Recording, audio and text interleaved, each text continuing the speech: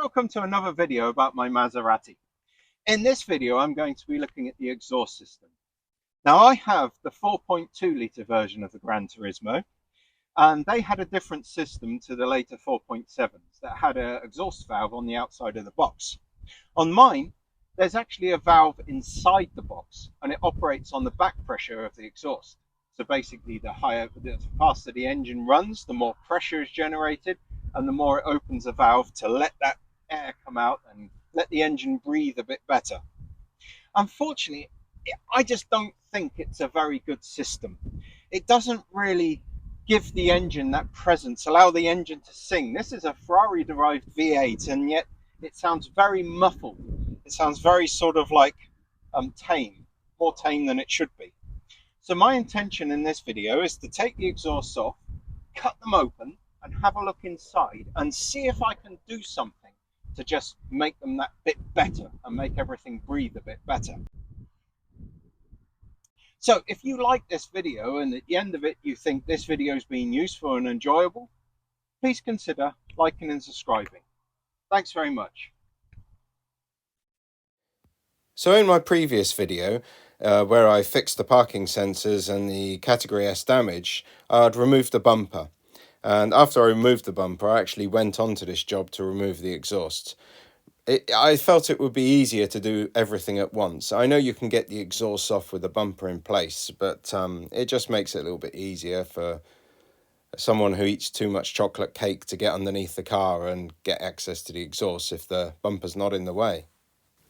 So with the exhausts off came the moment where I had to cut them open. You can't really see much going on here, but yes, I cut big flaps in them so that I could get in there. So it begins. Here is the exhaust. And here is the section I've cut out of it to expose the flap. So basically the exhaust comes down through this tube, goes in here, and it goes to that tube there. And as the pressure increases, it opens this up. And in here there's a little butterfly flap like you'd find in a carburetor, and then eventually that gets all the way up here and it opens up fully.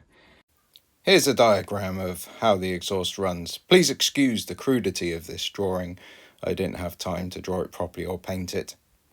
And then the exhaust goes in here, goes through some, goes around the bend, and there's a load of wadding material in there. Can't quite just see. And then it comes out of here full bore out of this tube. If the valve's shut, I've noticed, if this valve is shut, I've noticed that the butterfly flap is actually slightly open. It's open, about 3-4 millimeters, I think it is. So it's already open quite a bit. But if that's shut, then there's another tube up there, like a perforated tube up there. The exhaust goes into there, goes round the U-bend, goes back into this wadding for a smaller tube, and then out of this box. So they both should always have a little bit of exhaust coming out of them. This one, because it's the main exhaust when she's idling and the valve is shut, but this one will have a little bit coming out past that butterfly flap. So there'll always be a little bit coming out of this as well. So the question is, what am I going to do about these exhausts? Well, I took a decibel reading, and when I started her, she was running at around about 90 decibels, 90 something decibels, and then she reduced down to about 84 decibels. I took the boxes off completely and started her, and she was at something like 95 decibels, and that wasn't a cold start, so she was already on around about idle. So she was a good sort of 91 to 95 decibels from start at idle, and then when I revved her up we hit 111 decibels. With no exhaust she's 95 decibels, so about 10 decibels more, which is a bit extreme. And when she started up at 1200 revs she was 100 decibels.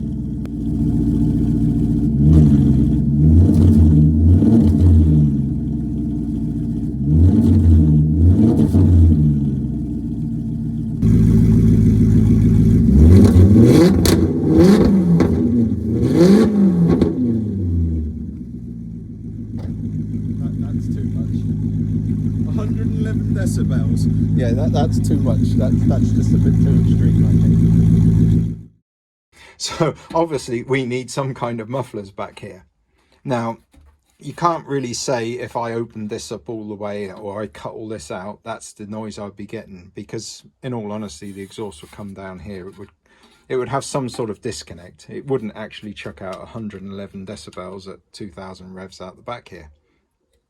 But it is an indication that I don't want to go too extreme, because otherwise I'm going to have something that just sounds a little bit crazy. I mean, it's a Granturismo. I don't want it to sound like a race car, but I don't want it to sound like a luxury coupe either. I want it somewhere reasonable in between. The other big problem I've got though, because there's a couple of ways that you can increase the noise out of this. One is you can just cut into that secondary tube and remove the perforated thing and open it up a little bit more so that the exhaust goes through quicker and out the end. Another way would be to remove that tube completely and just have the exhaust coming out of here and then going out of that one. Another one is to remove this valve completely and just leave it all open so it can go around like that and straight out, but that would be very loud. Some people actually take out all of the inside of the exhaust, cut these two pipes on each end, cut that pipe, and literally have it completely open. And that must sound like the 7 bells of hell sort of thing. So what do I do? Well, I was going to actually modify this so I had a little rod coming outside the exhaust, and I was going to have a little lever on there so that I could preset the exhaust settings. So for instance, have bass position either standard and then it opens, or I was going to have, like, you could screw a nut in to stop this lever and then maybe it would start at that and then go like that, or there, or fully open. There's one problem. I mean, that's the perfect solution, because then you've got a stock exhaust. You can take the bolt out and this will just run normally, or you can put the bolt in and basically tune how much noise you want or how much bypass you want. There's one problem, and that is this. I don't know if you can quite hear it, but if I go like this, for example, that's the noise I get when I go storming down the road. At certain revs, it just starts going like this, and you get that horrible raspy noise, and it goes bleh, really horrible.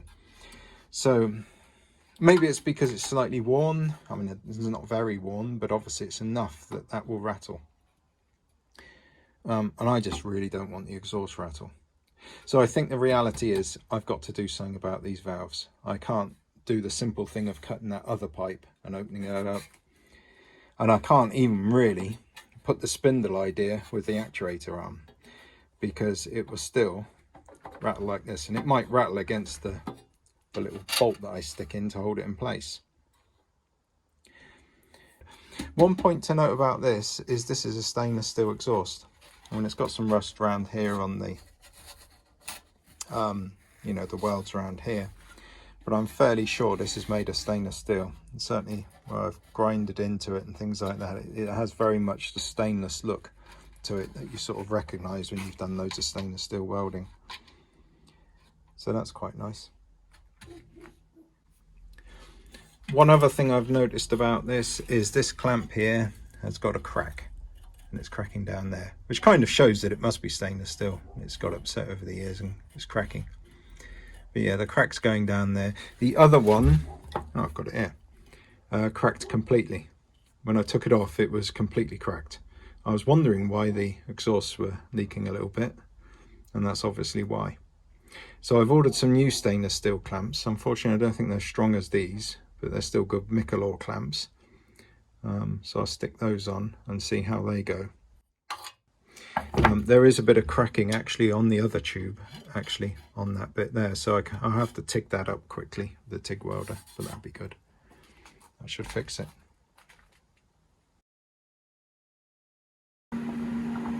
Alright, a bit noisy, but here I am. Oh, it's gone very hot. What I've decided to do, after umming and ahhing about it for hours and hours, is I am going to do my little spindle idea that comes out the bottom of the exhaust, I'm going to put a little lever on here, and I'm going to put some nuts welded on here. I think I'm also going to take out the pipe that's in here.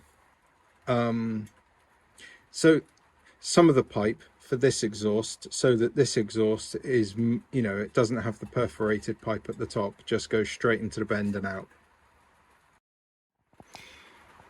Right, so I got this thing on. There's me mold grips, and that's operating the valve inside. I'm still getting used to welding TIG, welding thin stuff on TIG. I've done lots of aluminium, lots of thick stainless, but doing this, that's not that thin actually. I suppose about a millimetre or something. It's quite thick, this stuff. But yeah, it's a hell of a gap because the hole saw was a bit knackered and didn't like it. But if I can TIG that up, that will be impressive actually. I will be impressed with my newfound skills. Yes, this is going quite well really. I mean, obviously it's not the tidiest TIG in the world, but do I care?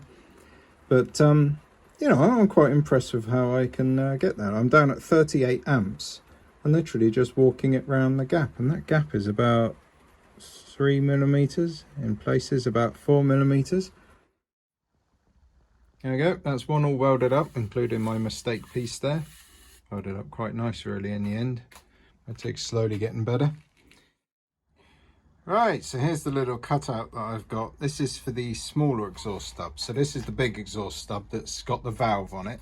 So that goes around there, and you've got the valve up there that sort of controls that one.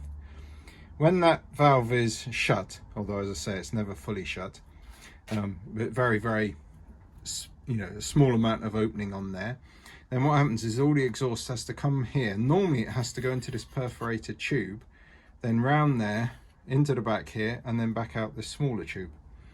But what I've done is I've cut a bit of a bigger thing here so that it's a little bit more, what you could almost say, straight through. So the exhaust goes in here quicker and comes out there. So it should sound a little bit more meaty at idle, assuming I still run the valves, but not loud, just slightly nicer. That's my hope. Anyhow, the strange thing is with this paint here, is it comes off really easy. I don't know what type of paint. You just scrape it off like this. You can actually use a bit of Scotch-Brite, a bit of good Scotch-Brite like this. Well, this isn't necessarily good, it's an old banky piece, but you know, you can go like that and it'll just cut straight through this paint. So there's some sort of weird black paint they put on it, even though it's stainless. Yeah. Right, so now I'm just making these levers. So these levers will go on there. And then, as I say, I'm going to weld in little 6mm flange nuts so that I can select how far I want it to be pre-opened and put a nut in, and then it will go from there to open, or all the way open, or I can jam it all the way open. Does that make sense? I don't know. So drilling stainless steel, you really need a good drill like this. This is variable speed. It was pretty cheap actually, especially on the internet.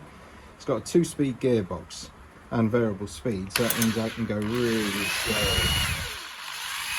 And that's what stainless steel really needs. It needs that nice slow speed.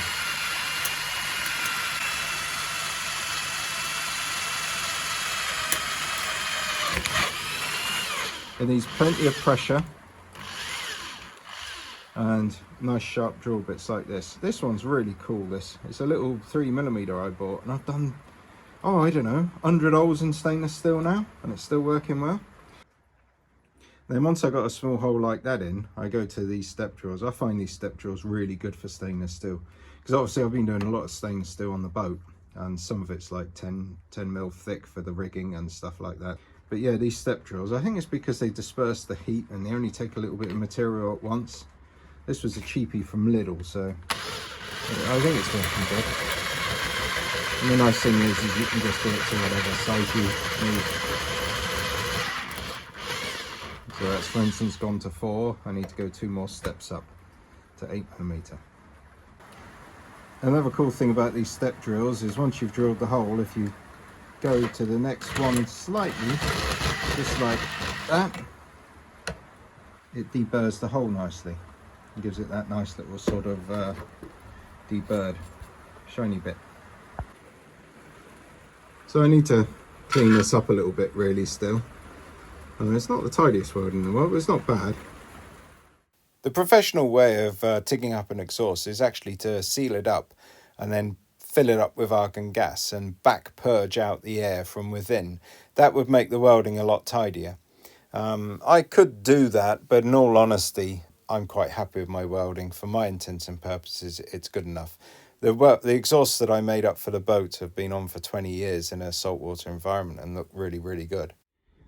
So this is welded direct onto the thing. Now what I've done is this is with them fully open, jammed on, so I have a shorter bolt than that just touches the top of the lever there. But then you can take that out, you can have it half open, quarter open, and then just have it completely stock. So obviously if it's quarter open, it will, with the engine revs, it will go fully open, but it means you've got this pre-opening set higher. So I just feel like this is a good way to sort of figure out what I want out of this exhaust. The alternative, of course, is to spend £2 on Larinis, but they might be too loud for me, of course. I might get them and think, oh, and of course I haven't got £2. That's probably the real driving issue here. This was free and I can do this. And remember, these are stainless steel exhausts and I like the double exits. I think they look nicer than the oval. Sorry to those people with oval ones. Each their own. But this is a good stainless steel exhaust and it strikes me that this might just get me where I want to get for free. Final quick test just to make sure that they are free and that they will function freely when they're back on the car, and they are. So whilst the exhaust is still off the car and it's easy to get round the tips, I thought I'd give them a quick polish with a Dronco polishing mop and my angle grinder. So with that done, I put the exhaust back on the car and I thought I'd just sit a camera underneath the car to show what happens when you rev up the engine with the car on the drive. And as you can see, there's not a lot going on there, is there? So it came time to run her down the road and I stuck a camera underneath the car and it's amazing how much grit has flown up into the camera. It's quite difficult to see here, but you can see the lever pointing out the bottom there and you can see when the valve opens, and it really opens quite late and quickly shuts again on the overrun. So yeah, they don't work as much as I thought these valves worked. They literally just open at that sort of 3,000 plus, well, 3,500, 4,000 revs under acceleration and then quickly shut again. So I don't think these valves really do anything. They're shut about 80%, 90% of the time, which means that your exhaust is constantly restricted through that small perforated tube, which seems really a lot of restriction for this car. So this is the valve shut, valves open, valve shut, valves open, shut, open, shut, open. So the valves are now open and we're going to rev her from 1,000 to 2,500 revs.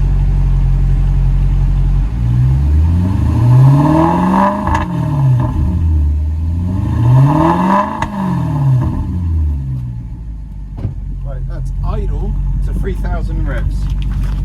Now I'm going to open the valve, shut the valves. Right, so now the valves are shut, but they can open on their own. Again, 1,000 to 3,000.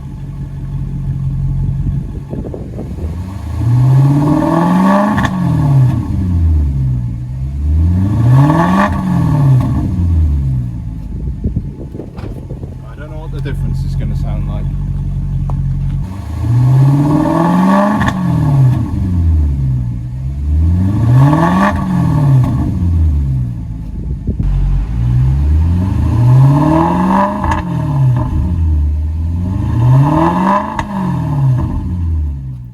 Well, I don't know how you all feel about this, but I'm not particularly convinced. I think cutting out the little bit of perforated tube didn't really make any difference at all from my original decibel readings to the present ones, maybe 1 or 2 decibels. I don't even think it did that. As for the valves, they don't seem to really do much. It has definitely increased the sound, but it's now sort of loud and muffled rather than quiet and muffled, so I don't think it's improved the tone of the exhaust particularly. So I guess that's a bit of a non-conclusive end to this video. My next plan really is to, at some point, take them boxes off again and just cut the valves completely out. And I think that will probably give me the improvement that I really, really want. Anyhow, I finally managed to get the car in the garage, look. That's cool. It's very, very, very tight though. I mean, I have to wind the mirrors in to get it in. Otherwise I'd knock them off both sides. And yes, I'm regretting all that chocolate at this point, because getting in and out and opening the door into the internal garage door is a bit of a squeeze for someone as portly as myself. Jeans on when you're going in and out of here, because the rivets would scratch the car. There she is. Oh, that is tight. Not quite like Matt Armstrong's garage, is it?